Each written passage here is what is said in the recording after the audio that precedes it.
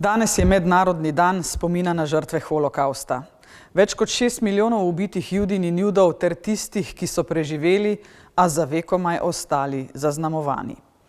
Žrtev, katerih imen se moramo spominjati vsak dan. Dan spomina doživljam kot neopisljivo žalosten.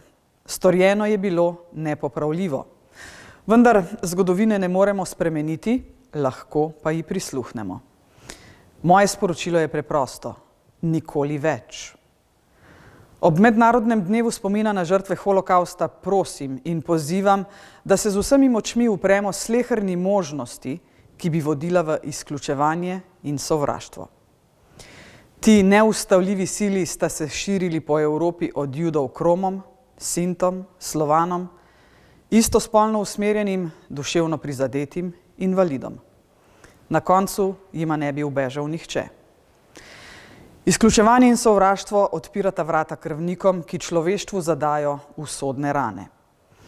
Usodne rane, ki se jim lahko izognemo, če nikoli več ne dopustimo, da se zgodovina ponovi.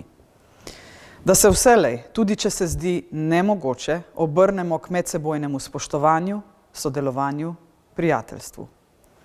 To nas uče še živeči pričevalci grozot tistega časa in tako bomo njim ter umrlim izkazali največje spoštovanje.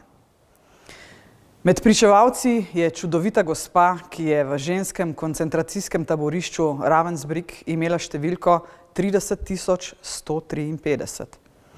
Njeno ime je Marija Frlan in danes praznuje svoj 103. rojstni dan. Pravi, da je zgodovina lepa in grda, ljudje pa moramo vedeti, kaj je prav in kaj ne. Kot predsednica republike, predvsem pa kot mati, si želim, da se v dobro nas in naših otrok ta človeška krutost nikdar več ne ponovi. Srčno verjamem, da vsak izmed nas ve, kaj pomeni biti dober človek. Da znamo z zgledom navdihniti tudi drug drugega. Negujmo to zavedanje in bodimo dobri ljudje.